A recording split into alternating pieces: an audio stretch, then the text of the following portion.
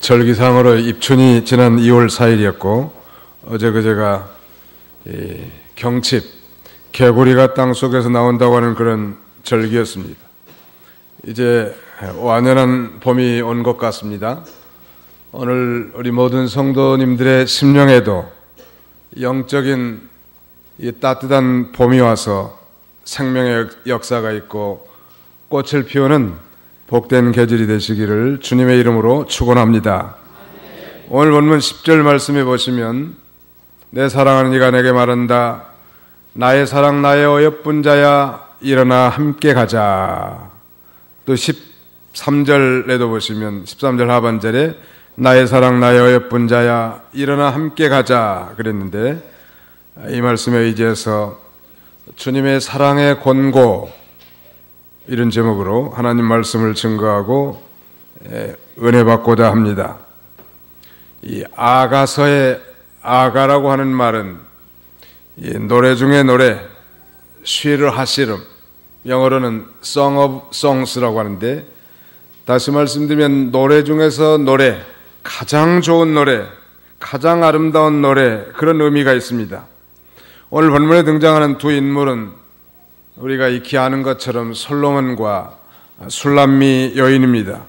아가서는 바로 이 솔로몬 왕과 술람미 여인 사이에 아름다운 사랑을 노래한 것인데요.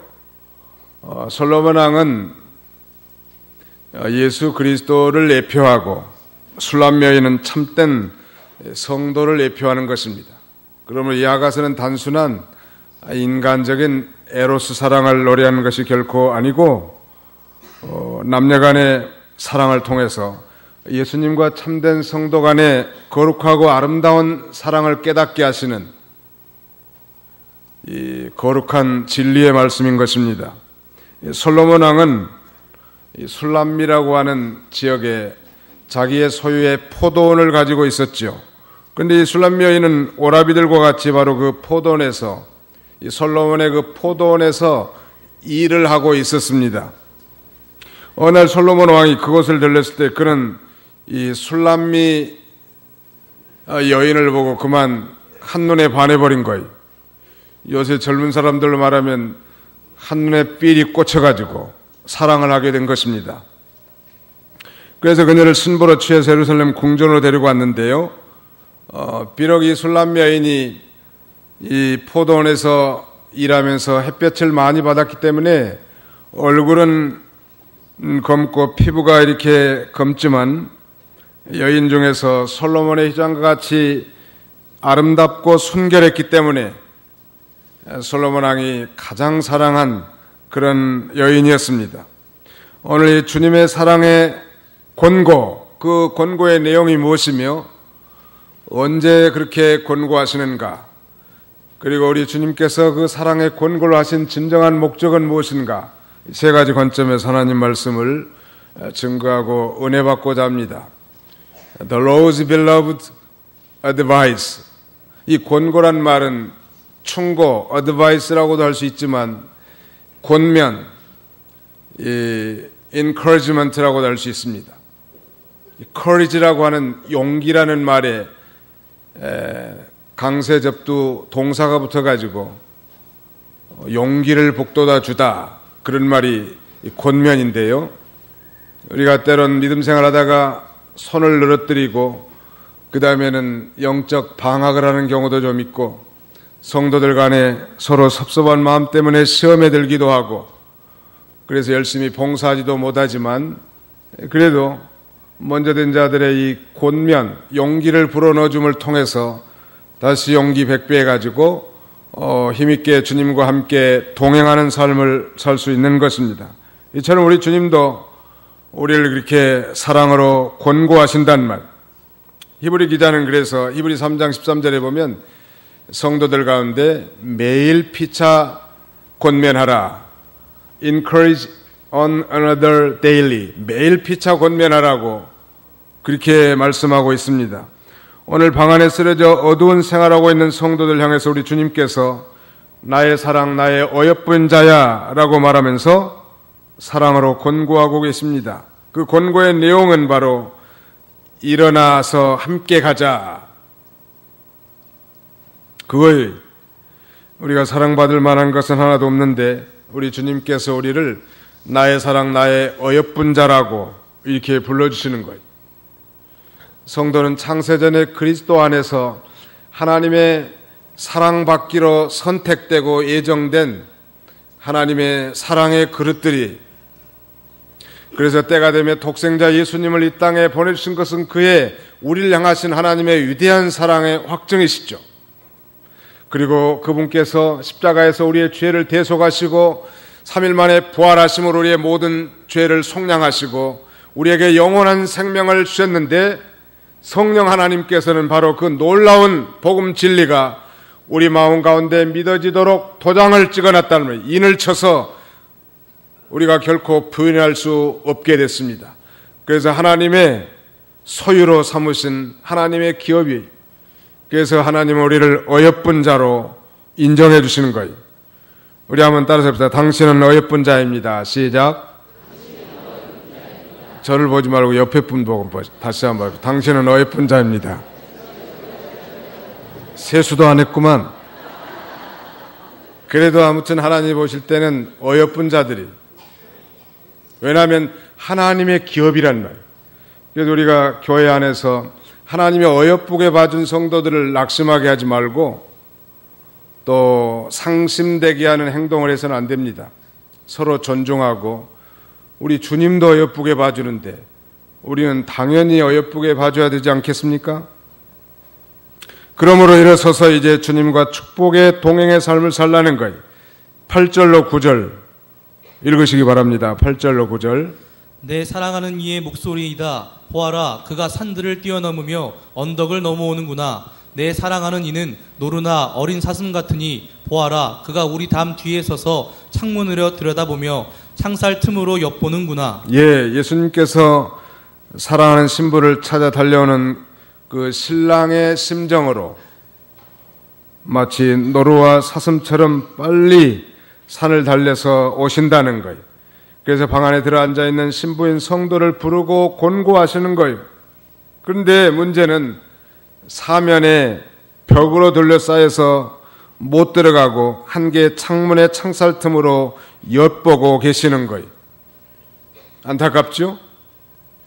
그래서 창문을 기웃거리면서 가진 노력을 다해 사랑하는 자기 연인을 불러내는 그런 심정으로 우리 성도들 향한 주님의 마음이 그렇다는 거예요. 벽이 뭔가? 영적으로 말하면 벽은 하나님과 우리 사이를 가로막는 그런 죄를 가리키는 것입니다. 성도가 가장 경계해야 할 것이 있다면 그것은 죄예요. 죄란 하나님의 말씀을 불순종한 것과 순종하기에 부족한 것이 다 죄란 말. 그러므로 죄 짓지 않는 사람은 아무도 없어요. 그래서 날마다 우리가 십자가를 바라보고 2000년 전에 이 속죄, 구속의 완성을 해놓은 십자가를 바라보고 자백하고 회개하면 우리가 깨끗해지는 거예요. 주님 앞에 나오셔서도 먼저 봉사할 생각하지 마시고 먼저 하나님 앞에 머리 숙이고 자백하고 회개하고 정결한 심령 가운데 봉사도 하고 하나님 앞에 예배 드리는 것입니다. 벽은 하나님과 우리 성도를 가로막는 담인데 에레미야 5장 24절 이하에 보면 너희 허물 이런 일들을 물리쳤고 너희 죄가 너희에게 오는 좋은 것을 막았느니라 그랬고요. 이사야 59장 1절로 2절에 보니까 보아라, 여호와의 손이 짧아 구원하지 못하시는 것도 아니며 그분의 귀가 어두워서 듣지 못하시는 것도 아니다. 오직 너희의 죄악이 너희와 너희 하나님 사이를 갈라놓았고 너희의 죄가 그분의 얼굴을 가려 너희에게서 그분이 듣지 않으시는 것이니. 여호와의 능력의 손이 왜 짧아졌겠습니까? 우리의 작은 신음소리도 귀를 기울이시고 들으신 전능하신 우리 주님의 귀가 어두워서 듣지 못하시는 것이 결코 아니라는 거예요. 왜 우리의 기도가 응답이 안 되고 왜 주님의 능력의 역사가 우리에게 임하지 않는가? 그것은 죄 때문이라. 그게 마치 담처럼 가로막고 있어서 우리가 하나님 앞에 가까이 나아갈 수 없고 하나님의 축복의 은사를 받을 수 없는 거예요. 죄가 가로막혀 있으면 연인들끼리도 서로 껄끄럽죠. 부부간에도 떳떳하지 못하고 마음이 통하지 못하는 것, 대화가 막히고 사랑으로 교통하지 못하는 것. 그래서 속히 그 죄를 다 벗어버려야만 주님과 친밀한 이 교통하심이 있는 것입니다. 다행히 창문이 있어서 그 창살 틈으로 예수님께서 엿보고 계시지만 창살이 막혀 있다고 하는 것은 자기 고집이나 욕심, 자기 생각, 자기 뜻, 자기 주장 등으로 죄악의 창살로 인해서 주님과 막혀 있음을 우리에게 가르쳐 주는 거예요. 우리 주님이 사랑에 권고하기를 원하시는데 오늘 이 시간에도 우리의 마음 문이 탐으로 막혀 있어서 전혀 감동도 교통하심도 감화하심도 없다고 하면 이 시간에 회개하고 얼른 십자가를 바라보시고 입술로 고백하십시오. 마음으로 속삭이시기 바랍니다. 그러면 우리 주님의 이 녹화하는 소리가 들릴 거예요. 볼지에다 내가 문 밖에 서서 두드리노니, 우리 주님은 우리의 마음 바깥에서 우리의 마음을 녹화하고 계신다는 거예요. 요한계시록 3장 20절 우리 같이 한번 찾아서 읽어봅시다. 요한계시록 3장 20절 찾으셔서 같이 한번 읽으시기 바랍니다. 요한계시록 3장 20절입니다. 시작. 보아라, 내가 문 앞에 서서 두드리니 누구든지 내 음성을 듣고 문을 열면 내가 그에게 들어가 그와 함께 먹고 그는 나와 함께 먹을 것이다. 먹고 마신다는 것은 친밀한 교제를 가리키는 거예요. 우리 주님은 이 시간에도 우리의 이 냉담한 가슴을 두드리십니다. 마음 문을 여시라고. 그래서 이 예배가 단순한 의식이 아니라 먹고 마시는 생명의 잔치가 되고 누리게 하시기를 원하시는 거예요. 오늘 시리와 비탄에 빠져 있고 육신과 세상에 빠져 어두운 생활하고 있는 우리를 향하여 우리 주님이 나의 사랑, 나의 어여쁜 자야 하면서 사랑으로 권고하시는 거예요. 그래서 일어나라는 거예요. 일어나야 주님의 생명의 빛을 받을 수 있는 것입니다. 에베소 5장 14절 보십니까? 이 자는 자여 깨어서 죽은 자들로부터 일어나라. 주께서 너를 비추실 것이다. 자는 자여 깨어서 죽은 자들로부터 일어나라는 거예요. 산에 가보면 멀쩡한 나무들이 뻘겋게 죽어 있는 걸 종종 보는데 요새 소나무 같으면 제선총이 먹어가지고 소나무나 잣나무들이 그 숲속에 웅장하게 서 있으면서도 죽어 있는 경우가 있습니다. 그러나 그 외에도 이 멀쩡한 이 기둥과 같이 쭉쭉 뻗어 있는 나무들이 죽어 있는 일들이 종종 있는데 그것은 햇빛을 받지 못하기 때문에 그래요. 주변의 나무들이 더 훨씬 더 커가지고 햇빛을 가렸다든지 아니면 머루순이나 다래순으로 넝쿨이 감겨서 햇빛을 받지 못했을 때 어김없이 나무들은 말라 죽습니다. 이 식물에게 이 햇빛이 그렇게 중요한 것처럼 실제 우리 사람들도 햇빛을 비추임 받는 것이 중요하지만 영혼의 햇빛 대신은 예수 그리스도의 빛을 받아야 된다는, 그러려면 일어나라는 거예요. 어두운 가운데만 있지 말고 햇빛이 쨍쨍 내리쬐는 것을 사랑하는 애인과 함께 걸어야 되지 않겠습니까? 그래서 이사야 60장 1절에 보면 일어나라 빛을 발하여라 이는 너의 빛이 이르렀고 여호와의 영광이 내 위에 임하였기 때문이다 라고 말씀하고 있는데요, 게으르고 나태한 신앙의 자리에서 일어서라는 것. 우리는 이미 다 전에 어두운 가운데 있었던 자들인데 이제는 다 빛을 받아서 빛의 자녀들이 됐고, 그러므로 이제 빛의 자녀들처럼 살기를 우리 주님이 원하시는 거예요. 육신과 세상 중심에서 일어나서 이제 영적 세계로 돌이켜야 합니다.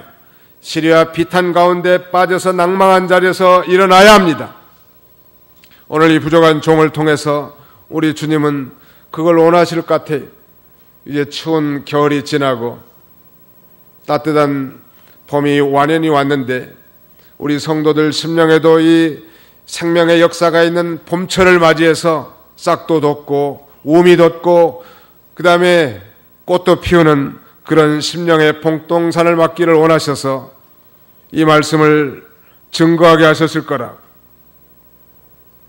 하나님께서는 실패한 야곱, 그래서 하나님의 선을 잃어버리고 20년 동안 세상 일에 빠져서 돌아갔던 그 야곱, 그래서 과거에 형의 낯을 피해서 도망할 때 힘되신 하나님께 이 재단을 쌓고 소원을 잃어버린 걸, 지키는 걸 잃어버렸던 이 야곱이 철저하게 실패한 다음에 온 가족들에게 이렇게 선언합니다. 우리가 일어나 베델로 올라가자. 베델이라고 하는 건 하나님의 집을 가리키지 않습니까?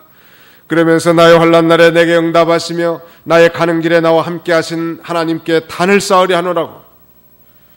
그래서 온 식구들이 다 우상을 다 내던져버리고 베델로 올라갑니다. 그리고 창세기 35장 9절에는 이렇게 모세는 성령으로 기록하는데, 하나님이 다시 야곱에게 나타나사 그에게 복을 주시고 라고 말하는, 일어나면 하나님이 복을 주시는 거예요. 한번 따라합시다. 일어나면 하나님께서 신령한 복을 주십니다. 너무 앉아있지 말라고. 겨울에는 너무나 춥고 그래서 정말 외출하기도 힘든 그런 계절이었지만 이제는 가벼운 차림으로 일어설 수 있단 말이에요. 예수님께서 나인이라고 하는 한 도시에 들어가시게 됐는데, 그 나인 성문에 가까이 이르렀을 때 마침 어떤 죽은 자를 메고 나오는 장례 행렬을 보게 됐습니다. 그 죽은 자는 다름 아닌 한 과부의 외아들이었습니다. 평생을 과부로 사는 것도 억울하고 고통스럽고 비참한 삶인데 하나밖에 없는 외아들이 죽었으니 그 슬픔은 이루 말할 수 없었을 것입니다.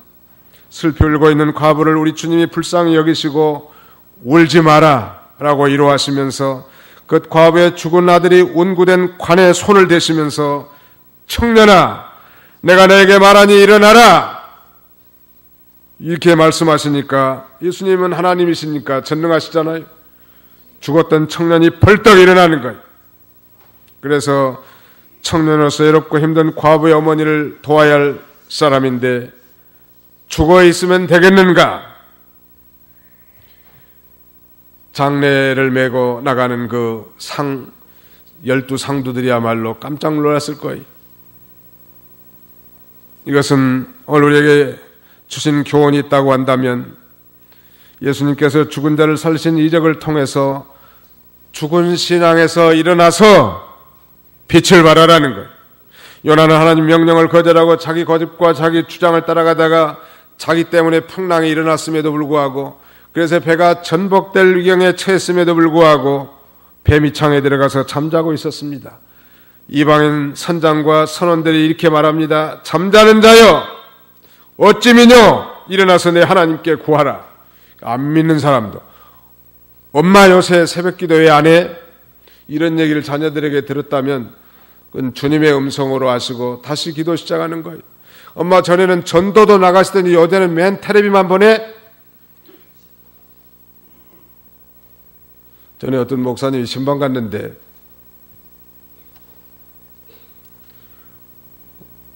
근데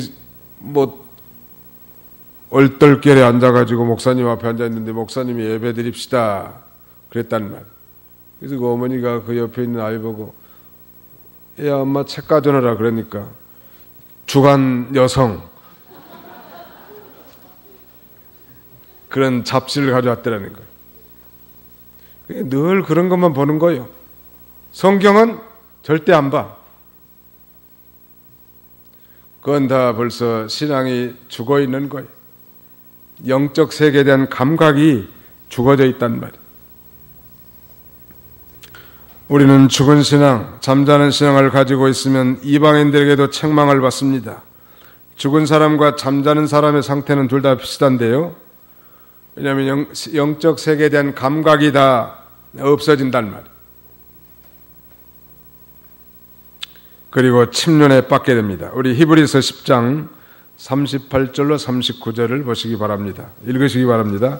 히브리 10장 38절로 39절. 그러나 나의 의인은 믿음으로 살 것이다. 누구든지 뒤로 물러나면 나의 마음이 그를 기뻐하지 않을 것이다 라고 말씀하셨다. 우리는 뒤로 물러나서 멸망에 이를 자들이 아니라 영혼의 구원에 이르는 믿음을 가진 자들이다. 예, 우리는 뒤로 물러나서 멸망에 이를 자들이 아니라, 우리는 멸망에 이를 자들이 아니라, 한번 예수를 믿고 거듭난 신자들은 결코 지옥 멸망당하지 않습니다. 믿으시면 아멘 합시다. 지옥 갈까봐 걱정하지 마라. 한번 예수를 믿고 거듭난 사람은 죽었던 영이 다시 살아났단 말이에요. 중생한 영의 특징은 다시 죽지 않아요. 예수를, 이게 우리 이 캘비니즘의 해석이 하자면 성도의 궁극적 구원이라는 걸 가리킵니다.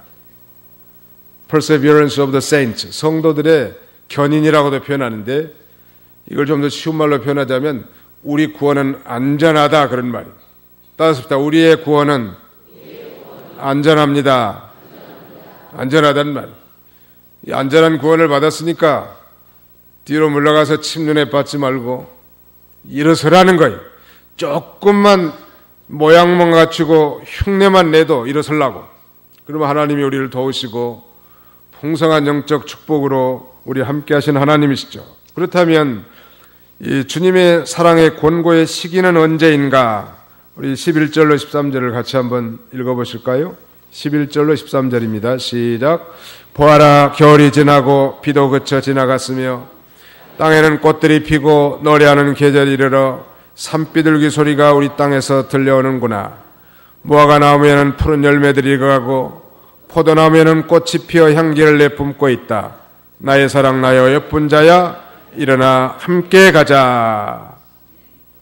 언제 우리를 권고하시는가? 첫째는 겨울이 지나고 비도 그칠 때.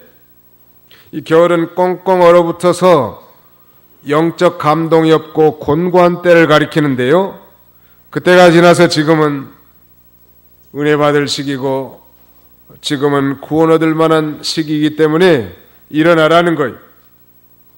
엄동설한이 지났습니다. 겨울에는 춥고 눈도 오고 해서 외출하기 어려웠지만 이제 양춘 계절이 돌아왔단 말. 오랫동안 내리던 비가 그치고 화창한 봄날이 왔습니다. 이제 방에 들어 앉아 있기만 하지 말고 밖에 나가자는 거예요. 이 영적으로 말하자면 이 겨울도 지나고 비도 그친 것은 구약시대의 4,000년 동안의 준비시대가 지나가고 이제 은혜의 시대, 곧 구원의 시대가 된 것을 가리킵니다. 그래서 고린도후서 6장 2절 말씀에 보면 보라 지금은 은혜 받을 만한 때요, 보라 지금은 구원의 날이로다 그랬습니다. 꽁꽁 얼어붙어서 영적 감동이 없고 곤고할 때가 지나서 이제는 주님만 따라가고 우리의 중생한 영이 성령의 인도를 따라가기만 하면 풍성한 생명의 축복을 받을 터인데, 그때가 바로 우리를 권고하신단 말. 그 다음에는 꽃들이 피고 산비둘기가 노래할 때, 12절에 생명의 역사가 있고 성령이 감동하는 때이기 때문에 권고하시는 것입니다. 땅에는 꽃들이 피고라고 하는 건 바로 이 새 생명이 약동하는 때지요. 산비둘기가 우는 소리가 땅에서 들려온다고 했는데 예수님이 세례 받으실 때 성령이 비둘기같이 내렸습니다. 바로 이 성령은 비둘기는 성령을 상징하는데 순결한 영, 성령을 상징하는 것. 그러므로 꽃들이 피고 산비둘기가 노래할 때 우리 주님이 권고하셨다고 했는데, 우리 주님께서 만극하신 사랑하심으로 오늘 우리를 권고하시는 거예요. 성령을 받은 우리 모든 성도들이 이제는 그 성령의 인도와 주장을 받아서 주님의 음성을 듣고 벌떡 일어나라는 거예요. 그 다음에 무화과 나무에는 푸른 열매들이 익을 때, 우리 주님이 사랑한 권고의 세 번째는 무화과 나무에는 푸른 열매들이 익을 때 권고하신 거예요. 이 무화과 나무는 유대 나라를 상징합니다. 이 유대 나라의 국화는 무화과니 우리나라의 국화는 뭐죠? 무궁화. 갑자기 물어보니까 잘 모르시겠죠? 우리나라 국화는 뭐예요? 무궁화라고. 자기 나라 국화 정도는 좀 알고 있는 게 좋을 것 같아요. 이스라엘 나라의 국화는 무화과인데요. 이 무화과 나무에는 푸른 열매들이 익을 때 그랬습니다. 유대 나라는 이 예수님을 십자가에 못 박은 죄값으로 AD 70년 이 로마의 타이터스 장군에 의해서 완전히 멸망합니다. 예루살렘 성전이 파괴됐는데 돌 위에 돌 하나 중첩되지 않을 만큼 완전 파괴되고 유대 민족들은 전 세계에 흩어지는 거예요. 그래서 2000년 가까이 동안 타민족들에게 멸시와 핍박과 비참함을 당하지 않습니까? 우리가 잘 아는 대로 독일의 이 히틀러의 나치즘으로 말미암아 600만이나 되는 유대인들이 살상을 당합니다. 그런데 놀랍게도 1948년 5월 14일 유대 나라는 독립을 성취하는, 인류 역사상 2000년 정도의 나라를 잃어버리고 다시 국권을 회복한 나라는 유대 나라밖에 없어요.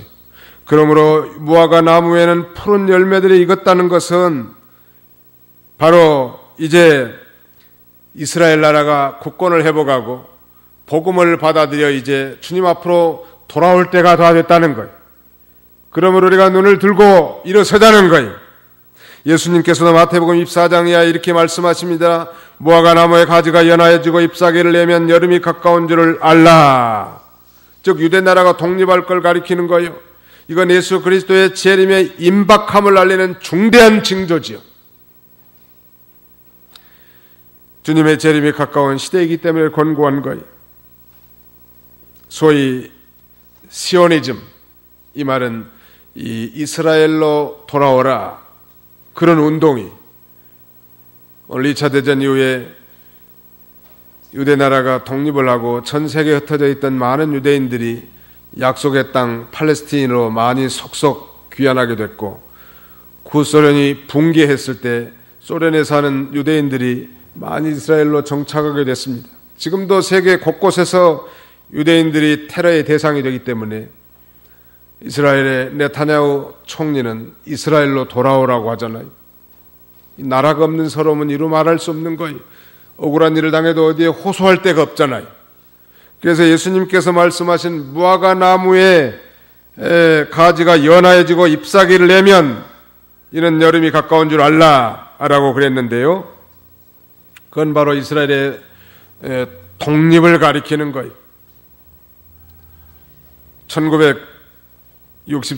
6.1 전쟁이 있었지만 이스라엘이 대승리를 거두죠. 인구가 10배, 영토가 10배, 6일 만에 전쟁에서 하나님의 능력으로 유대 나라가 승리하는 거예요. 모세 다연이라고는 장군의 전술도 있었지만 하나님이 그렇게 한 거예요. 하나님이 유대 나라를 세우시고 유대 나라가 독립을 한 것은 바로 예수님의 재림의 가장 중요한 징조 중에 하나란 말. 그리고 예수님께서 덧붙여 말씀하시기를 이 모든 것을 보거든 인자가 가까이 온 줄을 알라. 즉 예수님의 재림의 시기가 임박했음을 깨달아 알라는 것.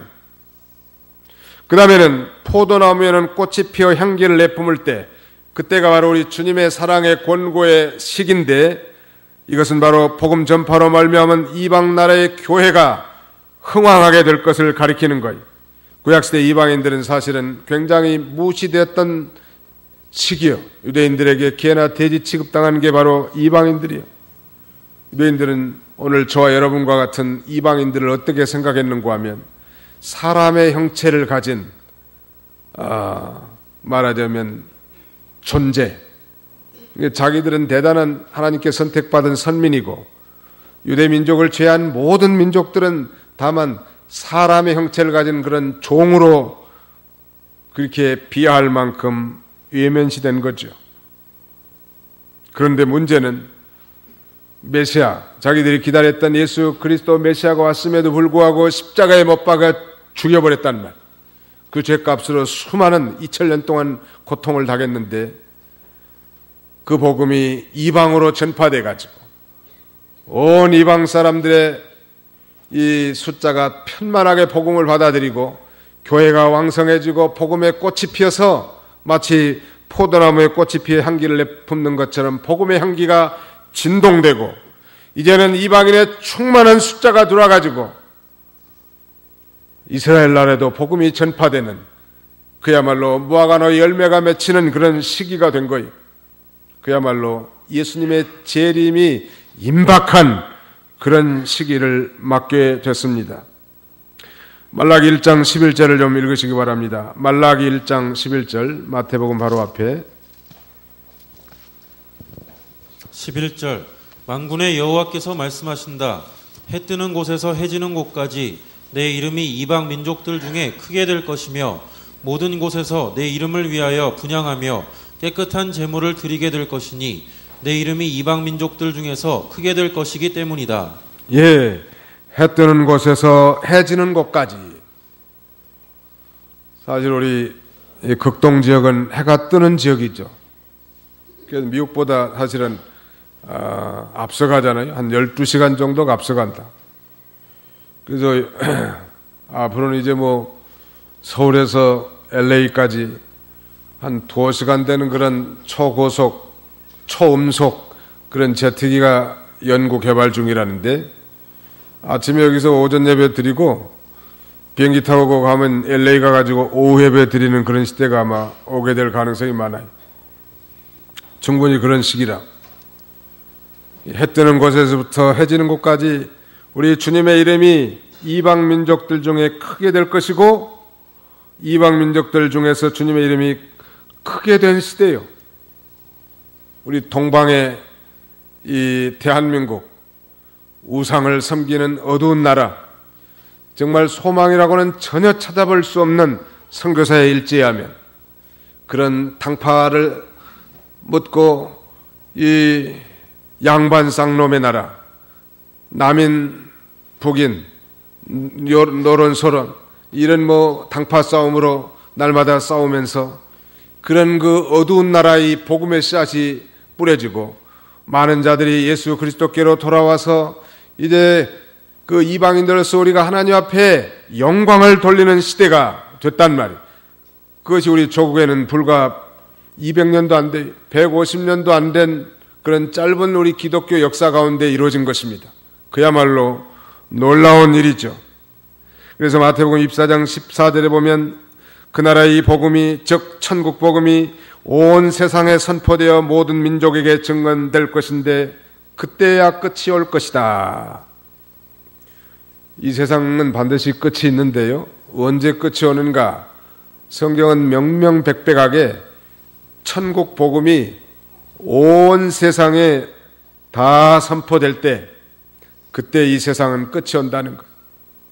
예루살렘에서부터 시작된 이 죄사함의 복음이 유럽 대륙을 거쳐서 그 다음에는 이 북미와 남미 아메리카 대륙을 거쳐서 이제 극동의 한국과 중국까지 전파되고 이 복음이 천산산맥을 넘어서 중앙아시아 그 다음에 아랍권 아프리카권까지 충만하게 전파되고 이제 이 복음이 소위 Back to Jerusalem 예루살렘까지 전파되는 그야말로 무화과의 열매가 맺히는 시대가 됐습니다.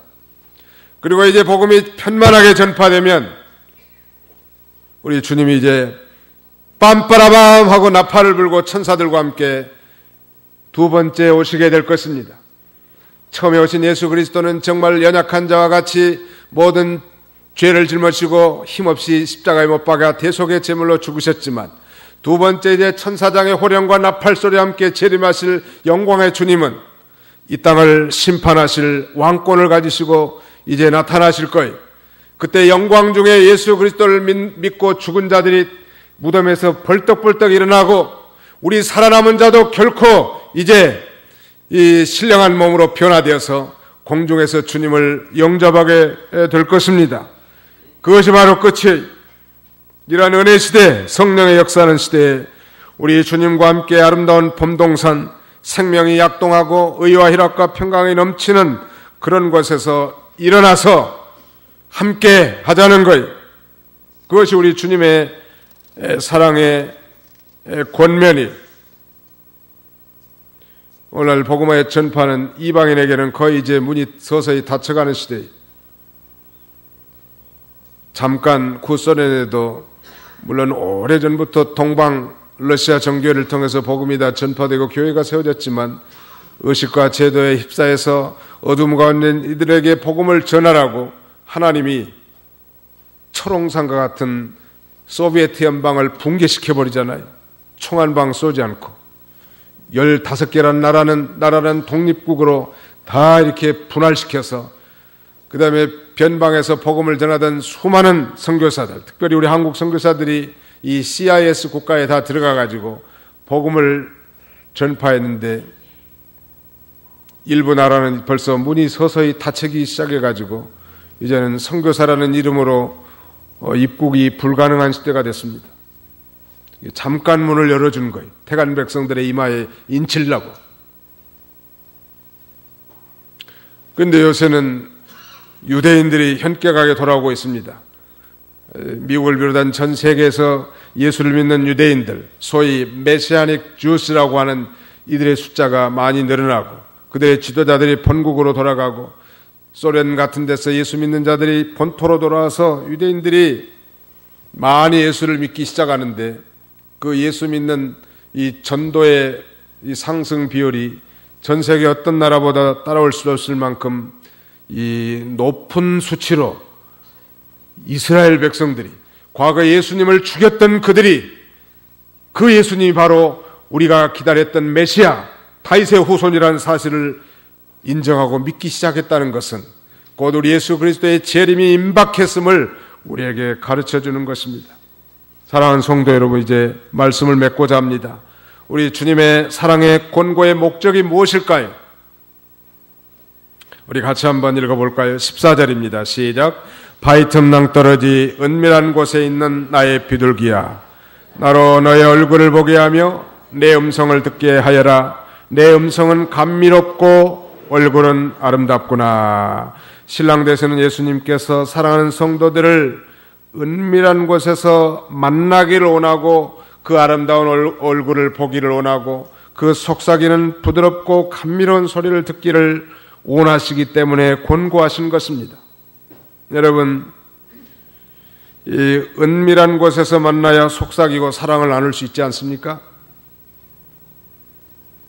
연애들 안 해보셨어요? 정말로 사랑하는 사람들이라면 자기가 사랑하는 사람과 은밀한 곳에 가서 속삭이기를 원하는데, 우리 주님이 그래요. 우리를 은밀한 곳으로 초청해서 우리 아름다운 얼굴을 보고 우리의 속삭이는 그런 감미로운 목소리를 듣기를 원하시네요. 우리의 신랑 예수님께서 그렇단 말. 마태 6장 6절에 보니까 너는 기도할 때 내 골방에 들어가 문을 닫고 은밀히 계시는 내 아버지께 기도하여라. 그리하면 은밀히 보시는 내 아버지께서 내게 갚아주실 것이다. 바위틈 낭떠러지는 비둘기가 사는 가장 안전한 곳이죠. 주님은 그곳에서 우리를 만나기를 원하신단 말. 우리가 어렵고 힘든 생활로 분주하고 복잡하고 어렵지만 바위틈 낭떠러지에 가서 주님을 만나는 예배 생활과 기도 생활하라고 주님은 사랑으로 부르신 거예요. 즉 바위틈 낭떠러지와 같은 고요한 곳, 은밀한 곳, 거기서 주님을 만나서 주님과 친밀한 교제를 하고 또 주님의 이름으로 봉사하고 전도하고, 그 다음에 감미로운 목소리로 주님 앞에 속삭이듯 기도하는 그것을 보고 듣기를 원하시는 거예요. 사랑하는 연인이라면 자기의 짝과 은밀히 단둘이 있기를 원할 거라. 그래서 자기의 온전한 소유가 되기를 원할 거고, 별로 예쁘지도 않지만 자기 연인이기 때문에 너무너무 예쁜 거예요. 그래서 그 얼굴을 보기를 원하고 그의 목소리를 듣고 서로 속삭임 받기를 원한단 말이에요. 그걸 우리 주님이 원하시는 거예요. 사랑하는 성도 여러분, 오늘 이제 완연한 봄이 왔습니다. 오늘 진리와 성령으로 말미암은 우리의 심령의 봄동산에도 꽃이 피고 또 새싹이 돋아나고 아름다운 열매를 맺히는 그런 계절이 됐으면 좋겠습니다. 그래서 우리 주님께서는 동일하게 오늘 저와 여러분들에게도 사랑의 음성으로 이렇게 권고하시는 거예요. 뭐라고? 나의 사랑 나의 어여쁜 자야 일어나 함께 가자. 그러면서 그 아름다운 꽃동산에서 이 주님을 만끽하고 거기서 힘을 얻어서 복음 전도의 생활, 교회 안에서 힘써 봉사하는 생활, 기도하는 생활로 우리를 초청하는 것입니다. 이런 아름다운 양춘 가절에 우리 모든 성도들이 이 주님의 음성을 듣고 일어서서 주님과 축복의 동행의 삶을 사는 저와 여러분들이 다 되시기를 주님의 이름으로 축원하는 바입니다. 기도하십시다.